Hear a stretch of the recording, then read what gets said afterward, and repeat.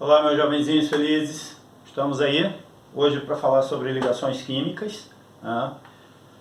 No nosso entendimento, um assunto importante, né? Porque a partir daqui, depois a gente vai falar de polaridade de ligação, polaridade, né, na molécula, o tipo de força intermolecular, se é solúvel em água, se não é solúvel, se é solúvel em solvente polar, solvente apolar, ponto de fusão e ebulição, tudo isso a gente começa a partir desse assunto. Então, de cara, o que é uma ligação química? No entendimento da maioria dos alunos, eles acreditam que a ligação química ela ocorre para a produção de substâncias diferenciadas, mas na verdade não é isso que ocorre. Produzir novas substâncias é uma consequência do que a ligação química vai trazer para a gente. O que a gente percebe, né? A necessidade dos elementos para que eles tenham essa tendência de se ligar uns aos outros. Então a gente está falando de ligação, nós estamos falando da união entre átomos. Nessa ligação esses átomos podem perder elétrons, podem ganhar elétrons, e quando eu tenho átomos que ligam entre si, que querem ganhar elétrons, eles vão compartilhar esses elétrons. É como se fizesse uma sociedade de elétrons. Então, na verdade, o objetivo principal de um elemento se ligar ao outro é atingir o que a gente chama de estabilidade, né? Essa estabilidade é conferida, né, para o elemento, para aquele átomo que está se ligando, quando ele passa a ter a sua camada de valência completa. É a chamada regra do octeto. E isso a gente entende dando uma avaliada no que seriam os elementos lá do grupo 17, que são os gases nobres. Eu coloquei aqui hélio, neônio, argônio e criptônio. Nós temos mais, mas até aqui já dá para a gente evidenciar. E o que a gente percebe, né, em todos eles? Que eles possuem a sua camada de valência, e aí é bom a gente lembrar que camada de valência é a última camada, sempre com 8 elétrons. Por isso, regra do octeto. Olha, o hélio só tem a camada K, e mesmo assim ele possui a camada K completa. Então, ele também está estável. Esses elementos são quimicamente estáveis, não tem a tendência de se ligar a outros elementos, embora a gente tenha algumas exceções aí à regra. Então os outros elementos que querem se unir têm o objetivo de atingir essa estabilidade. Então eu volto a dizer, dependendo da forma com que ele vai atingir essa estabilidade, da forma com que ele vai ligar, eu vou ter tipos de ligações diferentes. Se eu tenho um átomo que quer perder elétron e o outro quer ganhar elétron, o que perde forma um cátion, o que ganha forma um ânion, então eu tenho uma ligação entre íons, ligação iônica. Quando eu tenho dois átomos que querem ganhar elétrons, eles vão fazer uma sociedade com esses elétrons, então eles vão compartilhar elétrons, ligação covalente. Já a ligação entre metais, tanto para formar uma barra metálica, uma placa de metal, né, uma lâmina, nós temos vários átomos se unindo, ou na formação de uma liga metálica para deixar geralmente o metal mais resistente, nós temos a ligação entre metais, que nós vamos chamar de ligação metálica. Cada um tem a sua característica específica, e o que nós vamos trabalhar aqui hoje é a ligação iônica e a ligação metálica. Tá? Na ligação iônica, o nome já está dizendo, a ligação que ocorre entre íons. Então, ligação iônica, ligação entre íons. Como é que esses íons se formam? Eu tenho um átomo que tem tendência de perder elétrons, e outro átomo que tem tendência de ganhar elétrons. Se a gente for verificar a tabela periódica, o que a gente vai ver? Os átomos que são eletropositivos são os metais. Então a ligação iônica vai ocorrer entre quem? Metais, né? Então vou colocar aqui, ó, metal, mais aqueles que têm a tendência de ganhar elétrons, que são os ametais. Eu vou colocar também metal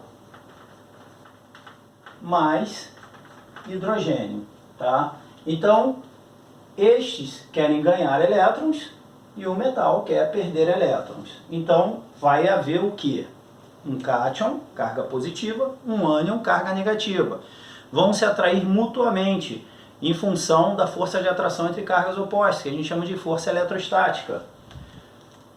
E aí a gente tem a formação da ligação iônica, logo forma-se um composto iônico. Dentro das características, esses compostos iônicos, em geral, né, na sua grande maioria, vão estar no estado sólido, É uma ligação de grande intensidade, porque você tem um cátion atraindo um ânion mutuamente.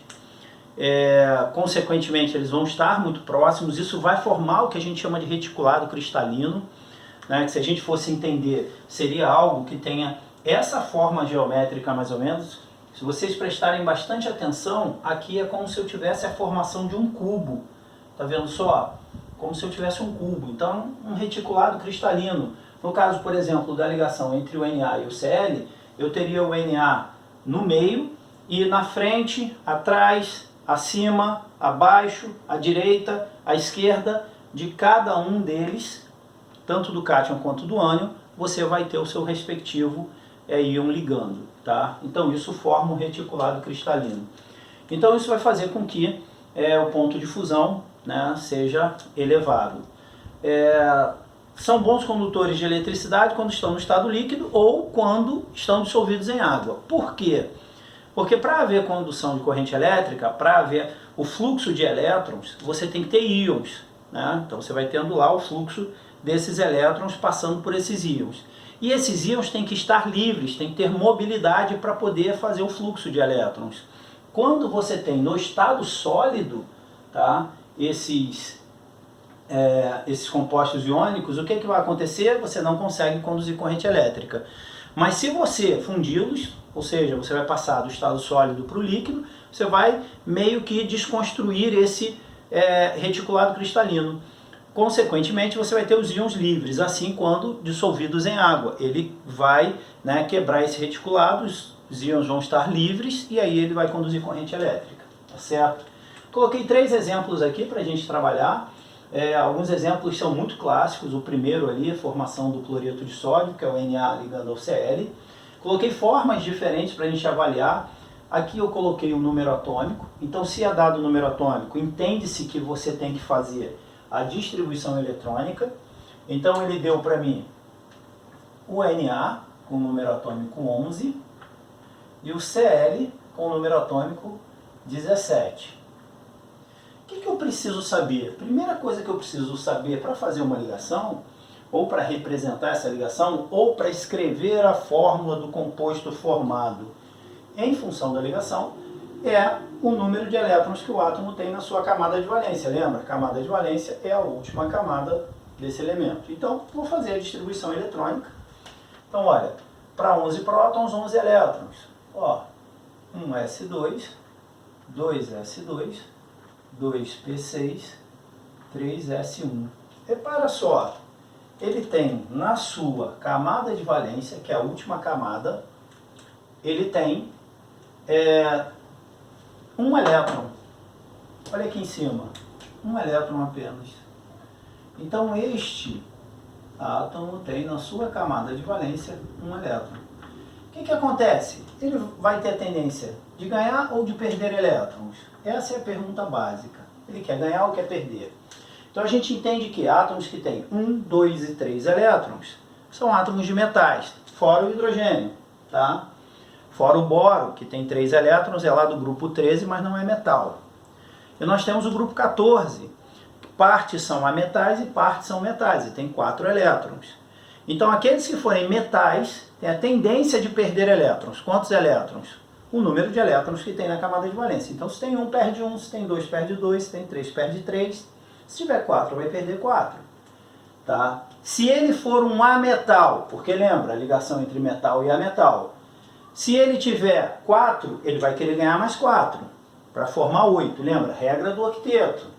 Quando ele perde o número de elétrons da camada de valência, ele fica com a camada anterior completa. Então ele vai se tornar um cátion. Quando ele ganha o suficiente para chegar a 8 elétrons. Então ele vai se tornar um ânion. Tá certo? Então se tiver 4, 5, 6 e 7, vai ganhar quanto? O que falta para chegar a 8. Então esse aqui tem um elétron, lembra? Não é o hidrogênio. Então a tendência dele é perder elétron. Então ele perde um elétron. E quando ele perde um elétron, ele vai se tornar um cátion com carga positiva mais 1, referente a um elétron que ele perdeu. Para o cloro, a mesma coisa. Como é que vai ser? Distribuição eletrônica. Olha, 1s2, 2S2, 2P6, eu tenho que chegar a 17, 2, 4, 10. 3S2 tem 12, para 17 falta 5, 3P5. Então, se eu observar, olha só, o que está acontecendo aqui?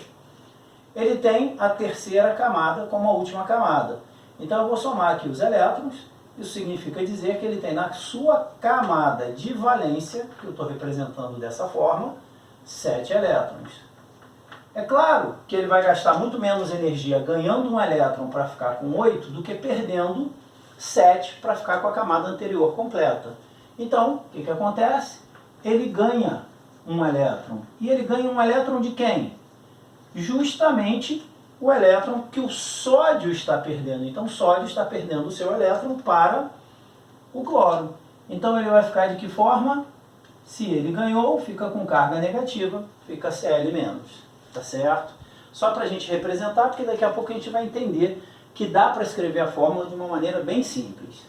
Eu vou representar essa ligação através do número de elétrons ao redor do símbolo do elemento, que seria, né, pela fórmula de Lewis. Então, como é que seria isso? Represento o elemento, olha, o número de elétrons que ele tem na camada de valência. E aí ele vai se ligar a quem? Ao cloro. O cloro tem 7 elétrons na camada de valência. Se você olhar a distribuição eletrônica dele aqui, você vai ver, ó, 3s2, 3p5. Se você for fazer a distribuição disso daqui por orbital, o que a gente vai ver? Deixa eu escrever isso do lado de cá.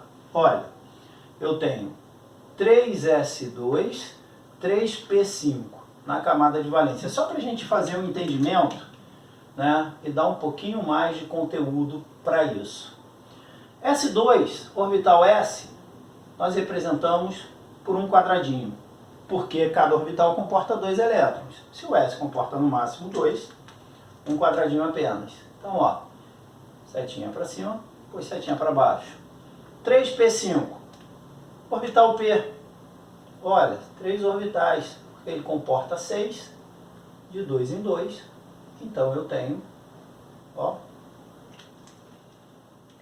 aqui, ó, 1, 2, 3, 4, 5 elétrons. Então, repara que na camada de valência ele tem 1, 2, 3 pares. Ele tem 3 orbitais completos e 1 elétron desemparelhado. Então, na hora de representar, a melhor forma, devido à força de repulsão entre os pares de elétrons, porque eles têm carga negativa, então eles se repelem. Eles vão estar a uma distância, né? Uma determinada distância. Essa distância tende a ser igual. Então, o que vai acontecer aqui? Eu não vou colocá-los separados ao redor, embora você possa fazer isso, porque no 9º ano foi assim que você aprendeu. Mas a gente entende que o formato mais adequado daqui para frente é esse.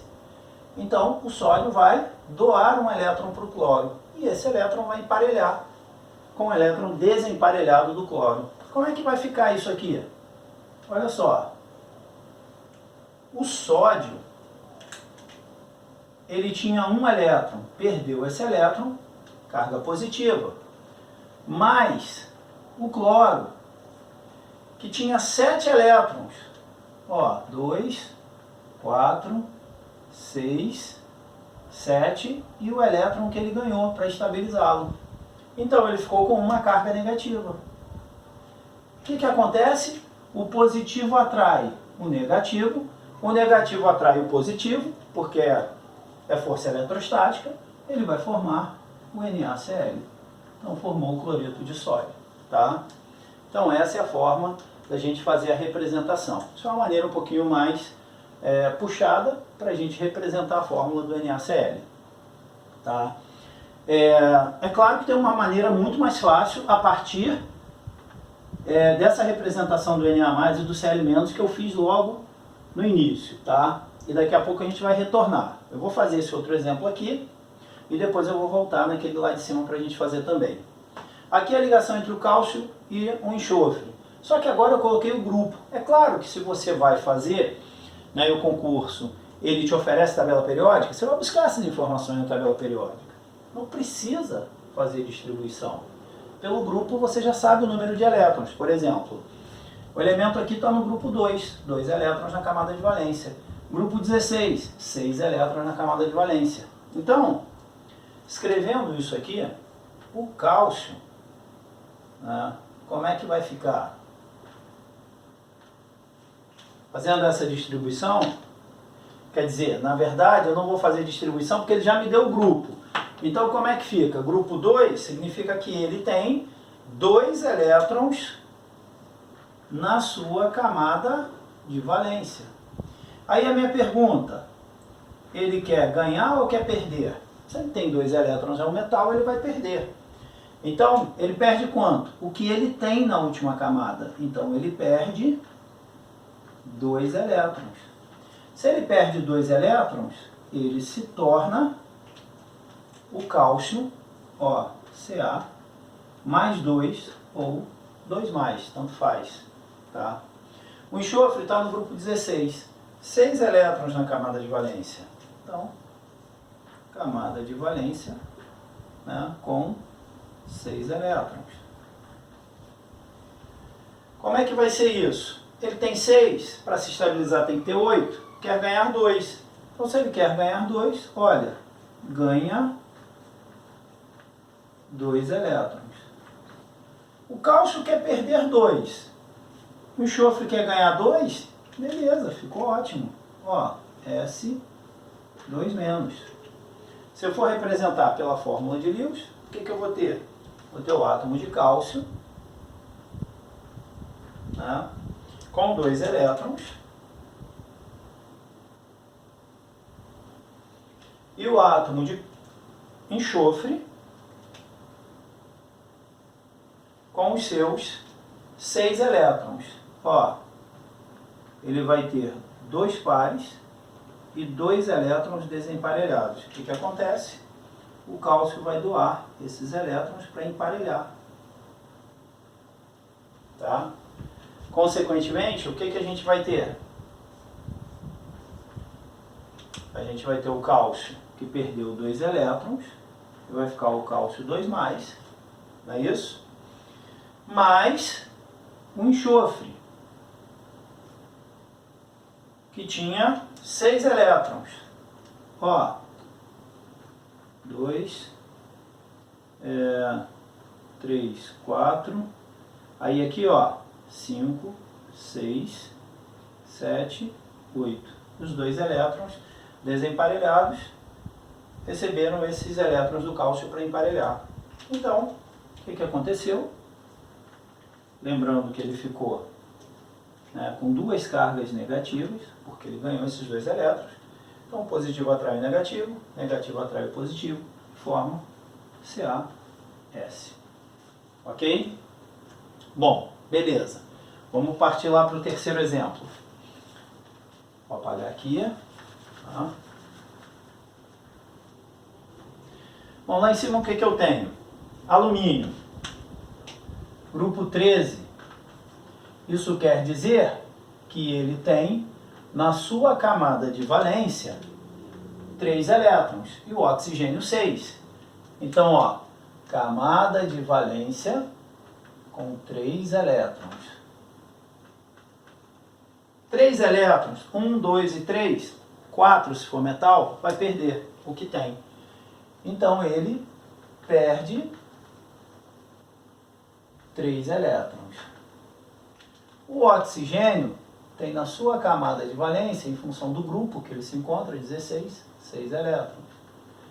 Se ele tem 6, para 8 falta 2, ele ganha 2 elétrons. Então cada átomo de oxigênio ganha 2 elétrons do átomo de alumínio.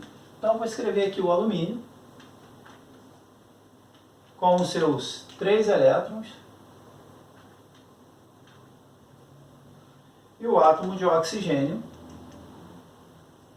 com os seus 6 elétrons. 2 pares, 2 elétrons desemparelhados. O que vai acontecer? O oxigênio só quer ganhar 2. Então o alumínio vai doar esses 2 elétrons. O oxigênio que tinha 6, ó, ficou 2, 4, 6, 8. Ficou estável, mas o alumínio não. Então eu vou ter aqui outro átomo de oxigênio. novamente, com 6 elétrons na sua camada de valência. Lembrando que 2 desemparelhados. O que que acontece? O alumínio vai doar esse terceiro elétron dele para o oxigênio. Olha, o alumínio ficou estável porque perdeu os 3. O oxigênio não. Ele tem 2, 4, 6, está com 7. Então eu vou precisar de outro átomo de alumínio. Também com 3 elétrons na sua camada de valência. Tá? E aí o que que vai acontecer? Esse oxigênio precisa ganhar mais um. Então quando esse átomo de oxigênio ganha um elétron, ele fica estável. O alumínio ainda precisa perder mais 2. Outro átomo de oxigênio. Então, aqui, outro átomo de oxigênio com 6 elétrons.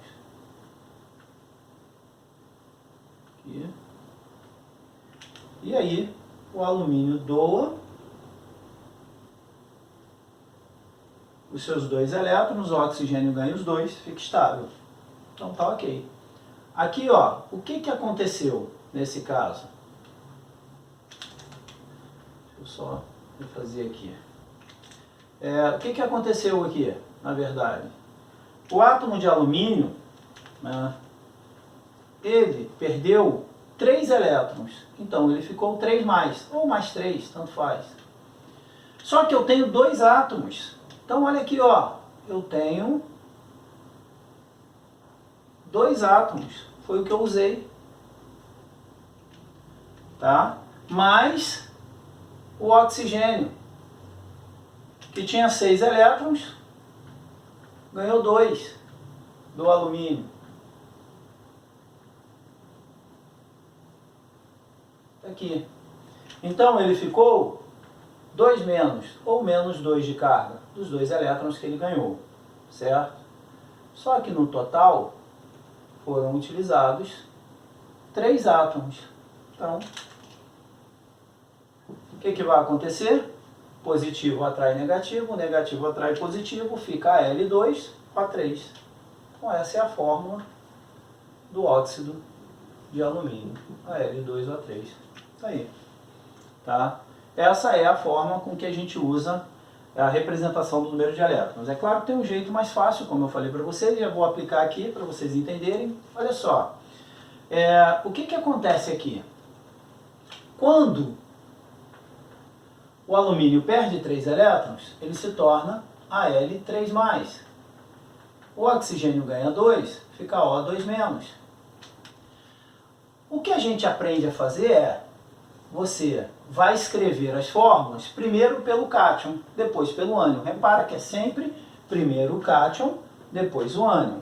Primeiro o cátion, depois o ânion. Vou representar aqui do mesmo jeito. Olha, vou escrever primeiro o cátion. Al3+, O2-. E aí eu vou inverter os valores numéricos. A carga do alumínio vira índice do oxigênio. A carga do oxigênio vira índice do alumínio.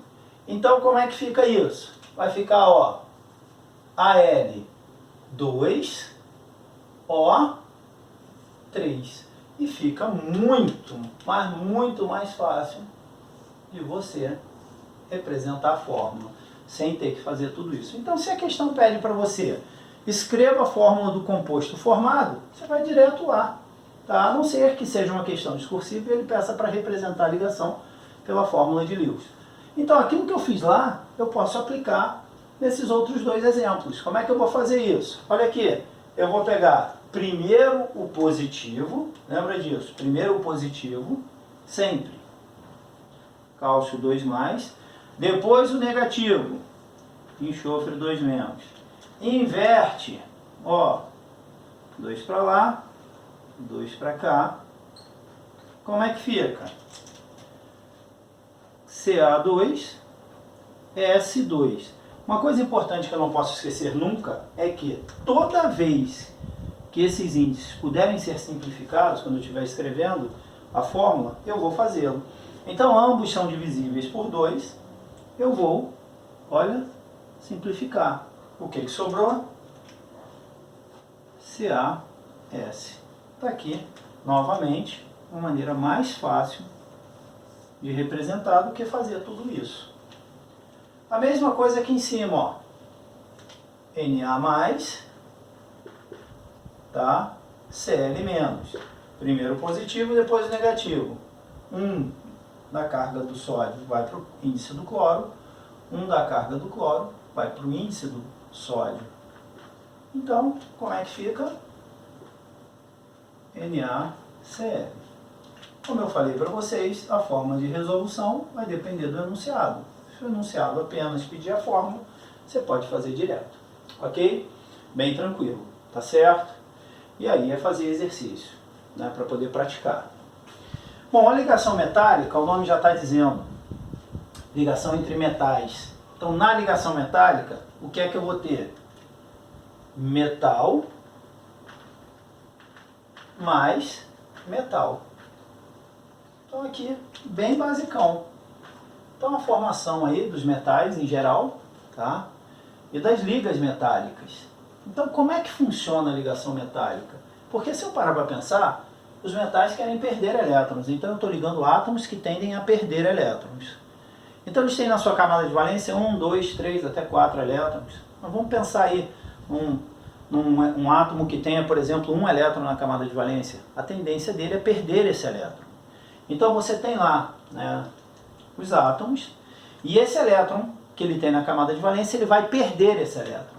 Então quando ele perder esse elétron vai ficar deslocalizado entre esses átomos, tá, dos metais. Então o que vai acontecer? Todos os elétrons da camada de valência vão começar a se movimentar entre os átomos de metais. Lembrando, quando o átomo do metal perde esse elétron da camada de valência, ele fica positivo. E eu tenho um elétron que tem carga negativa. Aí pensa, eu tenho cátion e ânion. Desculpe, eu tenho cátion e elétrons que estão num fluxo intenso entre esses cátions de metais. Isso provoca uma força de atração enorme, porque eles ficam ali, ó, numa movimentação constante. Essa movimentação constante, aqui o metal na forma de cátion e o elétron com carga negativa. Então aqui, ó, um metal, tá, que vai ficar na forma de cátion, porque ele está perdendo o seu elétron. E aqui eu tenho o elétron com carga negativa. Então aquela ideia do positivo atrai o negativo atrai o positivo, isso faz com que esses átomos estejam com uma força de coesão muito intensa, elevado ponto de fusão e ebulição, né? Esse fluxo de elétrons, ele é responsável pelo fato dos metais conduzirem corrente elétrica, né? Porque se eu tenho ali uma diferença de potencial, ele vai dar um sentido para esse fluxo de elétrons, essa movimentação constante, então ele vai conduzir corrente elétrica. Ele é capaz, o elétron é capaz de transportar calor, e aí isso também está relacionado com o fato dos metais terem brilho. Eles são dúcteis, são maleáveis. Ser maleável pode ser transformado em lâmina, então se você aplica uma força sobre ele, esses átomos deslizam uns sobre os outros, então aumenta a superfície, então você consegue transformar em lâminas. Fio, a mesma coisa, você aplica uma força, você vai transformando em fio, então você consegue, né, aumentar também essa superfície. É claro que ela vai ficar numa espessura menor, mas você consegue fazer uma distância muito grande. Então esta representação dos elétrons se movimentando em alta velocidade, né, formando um fluxo de elétrons entre os átomos, né, dos metais que estão na forma de cátion, a gente chama de teoria do mar de elétrons. Então o que eu tenho aqui é a teoria do mar de elétrons, que também pode ser chamada, tá, de teoria da nuvem eletrônica. Então a gente costuma usar mais teoria do mar de elétrons ou teoria da nuvem de elétrons, tá? Mais comum, mar de elétrons. Então isso faz com que os metais tenham todas as características que eu falei para vocês e que a gente já havia falado também em tabela periódica, né, sobre as propriedades dos metais. Tá certo, turma? Então aqui, só para a gente entender, ligação química, união entre átomos, com o objetivo de se estabilizar, atingir a configuração eletrônica do gás nobre. E para isso, você pode ter um átomo que perde elétron, o outro ganha, formando cátion e ânion, ligação iônica, formou íons. Ou você pode ter ligação metálica, que é a ligação entre metais, onde os elétrons da camada de valência têm constante movimentação entre esses átomos, formando um mar de elétrons, tá? O que faz com que haja uma força de atração muito grande, criando uma ligação de grande intensidade de força. Certo, pessoal? Então, por hoje é só, e depois a gente volta para poder estudar a ligação covalente. Um abraço para todo mundo, fica com Deus, até!